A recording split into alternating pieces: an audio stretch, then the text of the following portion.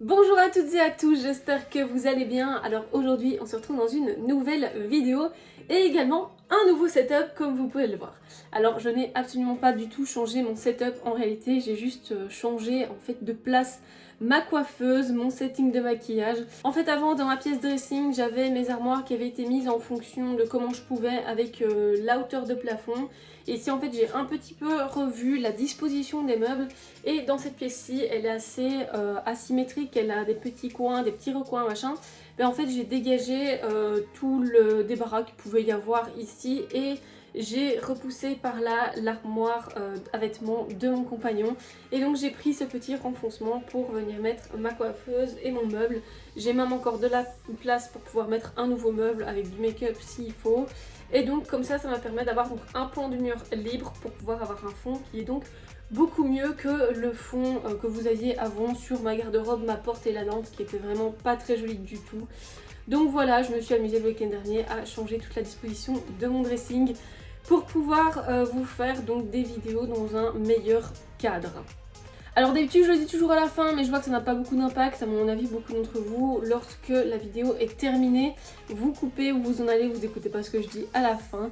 Donc je le mets ici maintenant tout de suite pour que ce soit dit. Si vous voulez me soutenir, si vous aimez ce que je fais, n'hésitez surtout pas à vous abonner. C'est totalement gratuit et moi ça me fait énormément plaisir. Vous pouvez également activer la cloche de notification pour recevoir une alerte à chaque fois que je sors une nouvelle vidéo. Vous pouvez également aimer cette vidéo, ce n'est pas grand chose mais ça permet à l'algorithme YouTube de mieux me situer en fait sur les propositions de vidéos. N'hésitez pas non plus à mettre un petit commentaire, même si c'est un petit commentaire un peu nul hein, genre merci beaucoup c'est trop beau machin, des trucs comme ça. Voilà, mettez un commentaire, ça aussi ça favorise l'algorithme YouTube. N'hésitez pas à partager ma vidéo non plus, c'est toujours sympathique de partager mon travail. Vous pouvez également me suivre sur Utip où vous pouvez regarder des vidéos totalement gratuitement pour me faire en fait gagner un cent par vidéo regardée. Ce n'est pas grand chose mais en tout cas ça m'encouragera et en plus ça me permettra d'avoir un mini revenu pour les vidéos que je réalise. Je pense que j'ai tout dit et donc je vais vous expliquer ce qu'on va faire aujourd'hui. Aujourd'hui je vais vous présenter la Desert Dusk qui est donc une palette de chez Huda Beauty qui est sortie il y a très longtemps. Il y a un bon bout de temps en tout cas. Ça faisait longtemps que j'avais envie de la tester, je la trouvais très très belle. Mais je l'avais jamais achetée, j'avais d'autres palettes prioritaires par rapport à celle-ci. Donc comme je l'ai dit dans la vidéo précédente, que je vous remets ici quelque part au-dessus, en fait j'ai trouvé une fille qui faisait donc un vide dressing de son make-up et donc qui vendait plein de palettes qu'elle n'avait jamais ouvertes, jamais utilisées. Et donc lorsque j'ai vu la Desert Dusk dans son vide dressing, direct je lui ai pris. Donc la palette se présente comme ceci, c'est un boîtier en carton mais vraiment très joli, pas du tout cheap, avec une très belle photo je trouve, j'aime beaucoup le design. Lorsque vous l'ouvrez, vous avez donc un miroir ici au-dessus. Vous avez ensuite en fait un petit plastique qui protège avec donc le logo qui revient ici, les yeux en plus près. Ensuite vous avez les fards, donc 18 fards et à l'arrière vous avez donc un petit message de description avec toutes les indications de la palette. Je vous propose donc de regarder les fards de plus près, vous voyez qu'il y en a qui sont absolument magnifiques.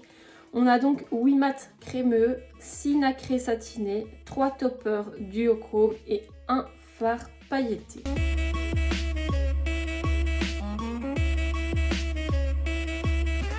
Et je trouve que le fard duochrome angélique est particulièrement magnifique.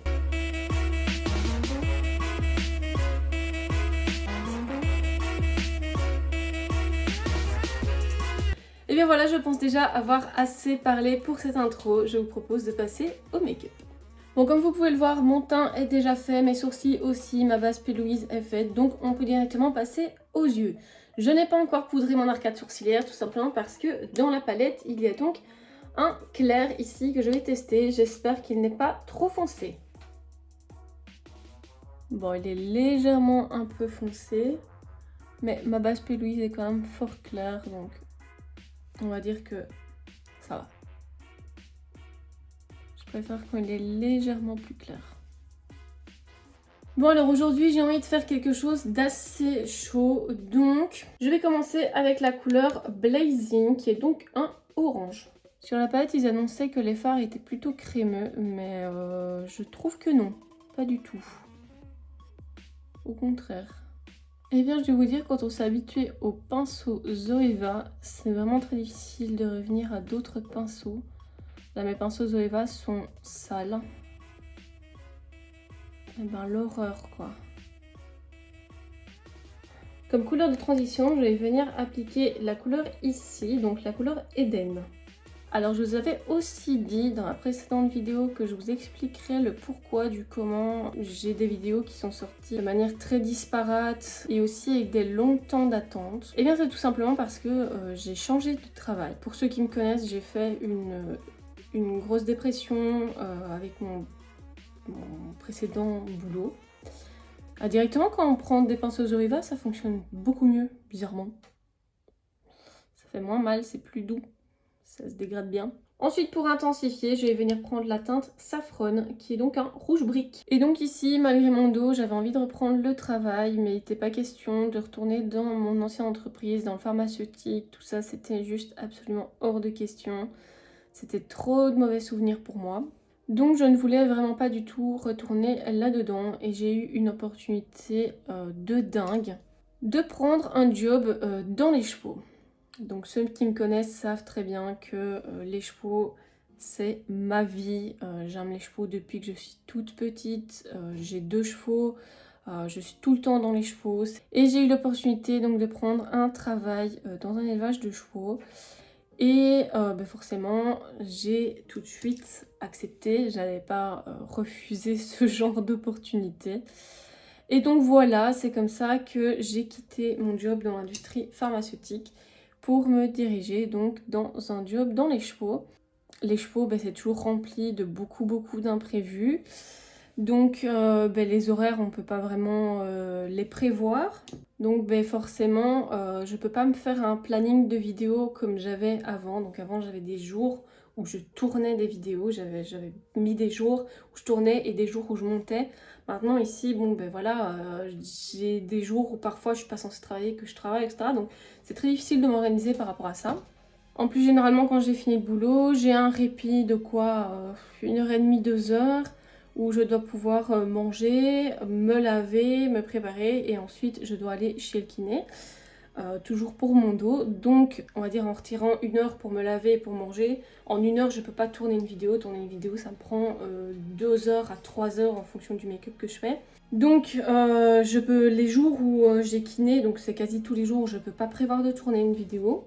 Ensuite, il ne faut pas oublier que j'ai mes chevaux à aller m'occuper aussi. Donc voilà, en fait, c'est vraiment une réorganisation totale de ma vie. Il faut vraiment que j'apprenne à me réorganiser par rapport à ce nouveau job, par rapport à cette nouvelle vie, en fait. Donc c'est pas toujours facile de trouver, en fait, la manière de s'organiser. Je me cherche encore un petit peu à ce niveau-là. Donc voilà, j'essaie vraiment de tourner des vidéos dès que je peux, en fait, dès que je sais. Donc voilà, c'est vraiment une toute nouvelle organisation dans laquelle il faut que je réussisse à m'y retrouver, à vraiment réussir à regérer et de pouvoir me refaire un espèce de petit planning. Je sais bien que mes montages, maintenant, je les fais de plus en plus vite, donc généralement, lorsque j'ai fait un tournage de la semaine ou quoi, je m'y mets le samedi ou le dimanche et je me fais un montage très vite fait en 3-4 heures et ensuite c'est de l'exportation, etc. Mais en 3-4 heures j'ai fait mon montage et c'est fini quoi. Pour ma paupière mobile maintenant je vais venir prendre la couleur Turkish Delight qui est donc une couleur satinée. Donc voilà, si les vidéos sont un peu disparates, ne sont pas à l'heure, ne sont pas à temps, qu'elles ne viennent pas toutes les semaines et tout ça, j'en suis vraiment désolée. Je fais vraiment mon maximum pour les sortir à temps, pour tourner des vidéos. Mais voilà, comme je vous dis, c'est pas facile. C'est une toute nouvelle organisation dans laquelle je dois m'habituer. Et donc voilà, ça risque de prendre un petit temps. Je vais maintenant venir prendre la couleur Angélique, qui est donc un magnifique duochrome. Donc doré et rose. Donc voilà, donc je disais... Donc voilà, donc ça risque de prendre un petit temps avant que ce soit de nouveau régulier. À mon avis, c'est une histoire d'un mois ou deux, le temps de m'habituer donc à ce nouveau rythme de vie. Et encore, le temps que je m'habitue, après le rythme de vie en hiver est encore une fois différent. Pour éliminer mon coin interne et mon arcade sourcilière, je vais essayer le doré qui est ici. Je vais d'abord le mettre dans mon coin interne parce qu'il est quand même fort doré. Je ne sais pas du tout si ça pourrait bien donner sur l'arcade sourcilière. Il y a aussi ce duochrome là, il est trop beau. Il est un peu argenté, doré, et puis comme ça il est bleu. Il est juste magnifique. Vous pouvez voir le troisième duochrome ici, donc, qui est mauve et bleu. Il est aussi super joli.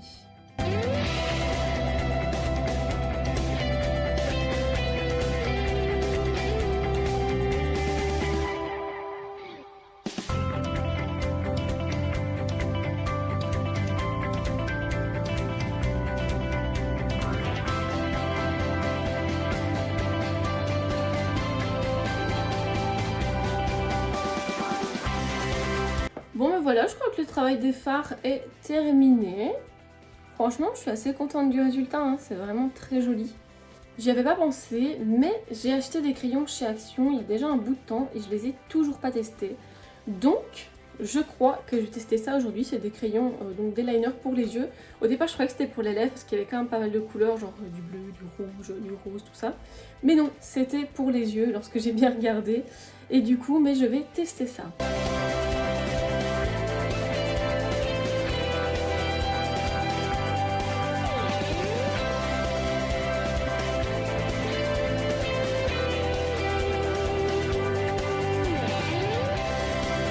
Bon, j'ai déjà connu mieux au niveau pigmentation, mais franchement, ça va. Il y avait une dizaine de crayons pour 2,99€ ou 1,99€, je ne sais plus. Donc franchement, ça va. J'ai déjà connu pire aussi, genre les crayons essence qui ne donnent absolument aucune couleur. Donc franchement, ça va. On va dire que je valide pas à 100%, mais c'est correct. On n'oublie pas bien sûr de faire la muqueuse supérieure avec du noir.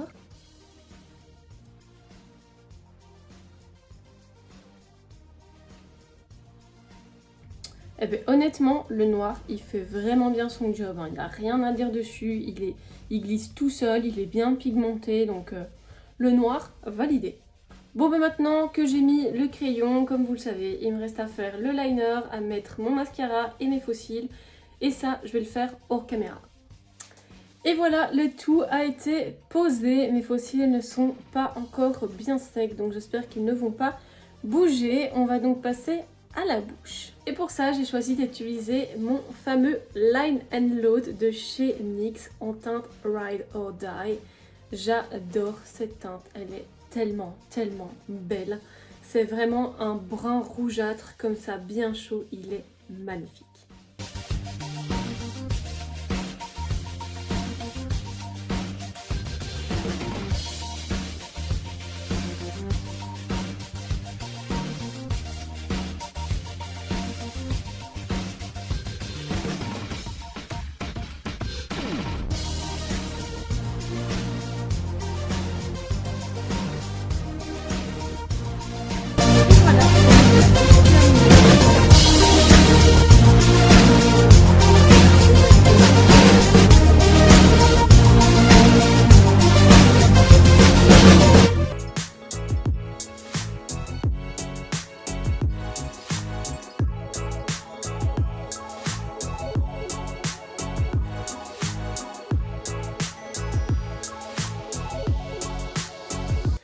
J'ai pensé de la Desert Dusk de chez Huda Beauty. Mais écoutez, c'est une très jolie palette, j'ai beaucoup apprécié travailler avec. Pourtant, je ne suis pas super fan de tout ce qui est palette de teint chaud. Moi, je préfère les teintes froides, bien que, comme j'ai les yeux bleus, tout ce qui est brun, marron, rouge, c'est vraiment des couleurs qui vont très bien à mes yeux et qui les font ressortir.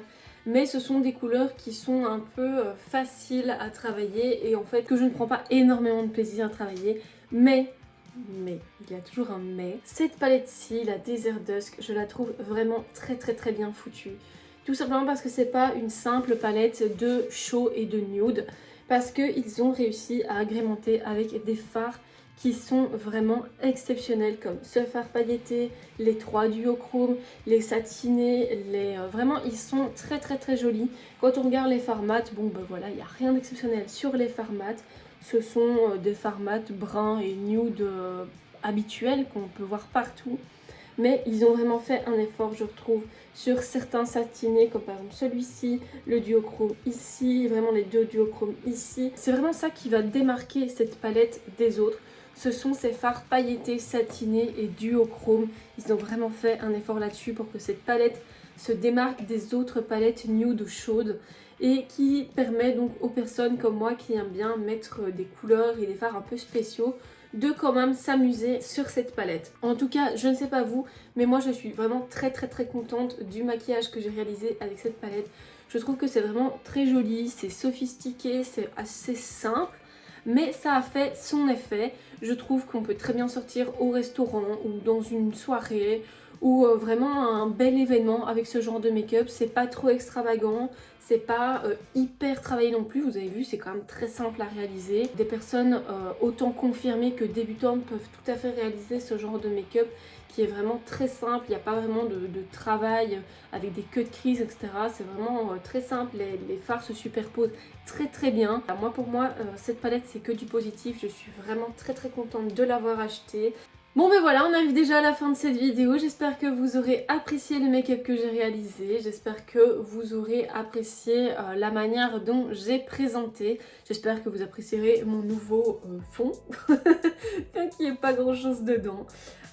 Donc voilà, n'hésitez pas si vous avez des palettes que vous voulez que je teste, n'hésitez pas à me les mettre en commentaire si vous avez des interrogations sur des marques ou quoi que ce soit. N'hésitez pas à me faire vos propositions en commentaire que je puisse un petit peu regarder à ça.